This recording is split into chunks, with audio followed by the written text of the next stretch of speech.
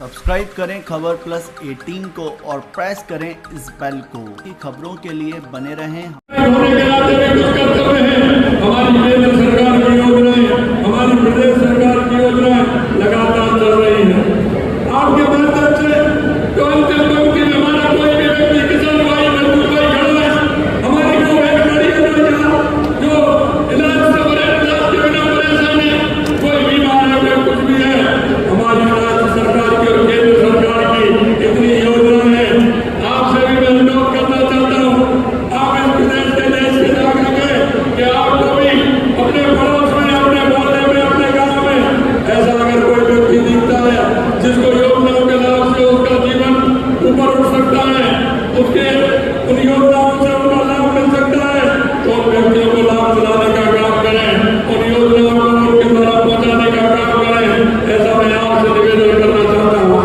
आज मैं पुनः सभी मेरे किसान भाइयों को जो गाँव के अंदर इस बड़े पंडाल में बैठे हैं और हर जिले में जो किसान जुड़े हुए हैं, उन सभी किसान भाइयों को मैं बहुत बहुत धन्यवाद देना चाहता हूँ, साधुवाद देना चाहता हूँ और पुनः इस बात की बधाई भी देना चाहता हूँ कि देश के सबसे प्रधानमंत्री नरेंद्र मोदी जी किसान के लिए हमेशा तत्पर रहते हैं और किसान के लिए काम करते हैं।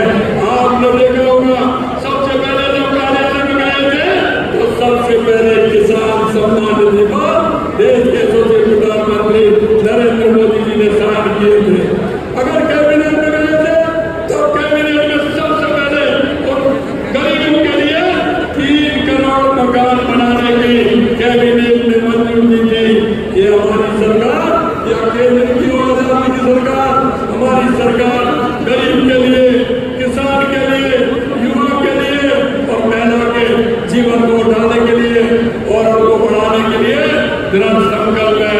आज आप इतनी बड़ी संख्या में आप सभी लोग जिलों से भी जुड़े और यहाँ भी आए, मैं दिल की गहराइयों से हमारी बात हमारे सरकार की तरफ से आपके बीच में हमारे सरकार के सभी मंत्रीगण आए हैं, उनकी तरफ से मैं आपको बहुत बहुत धन्यवाद और साधुवाद। साल भर में गेहूं की फसल आती है तो हमारे किसान भाई को फायदा होना चाहिए। हमने फसल आने से पहले 125 रुपए MSP बढ़ाने का काम हमारे किसान भाइयों को हमने किया। मैं ये नहीं कहना चाहता हूँ आपसे, आपने देखा होगा हमने अपने एक किसान भाई की संतान की सफलता लेकर मुझे बहुत गर्व हुआ है कि किसान का बेटा दिन रात मेहनत करता है, वो फार्म भरता है, कोचिंग करता है और उस भाई के सपने जो होते हैं वो ये होते हैं कि मेरे को रोजगार मिले, मैं मेरे पिताजी की, मेरी माताजी की काम के सहारे के लेकर के काम करूं। लेकिन आपने देखा होगा पिछली सरकार का हाल क्या था, जो भी भर्ती निकलती थी, जो भी पेपर होता था, वो मेहनत करने वाला हमारा युवा पिछड़ जाता था और नकल से किस तरह से आगे आ जाते थे। हमने कहा कि कितना भी बड़ा आदमी हो, जिन्होंने युवाओं के साथ पुनर्गाम किया है, हम उसको छोड़ने वाले नहीं हैं। और आपके सामने देखा होगा आपने 100 से ज्यादा गिरफ्तारी हो गई है और गिरफ्तारी लगातार चल रही है। और हम आज भी आपसे कहना चाहते हैं, जिन्होंने युवाओं के साथ पुनर्गाम किया है, युवाओं के सपनों को चकनाचूर किया है, उनको हमारी सरकार किसी भी कीमत पर छोड़ने वाली नहीं है, किसी भी कीमत पर।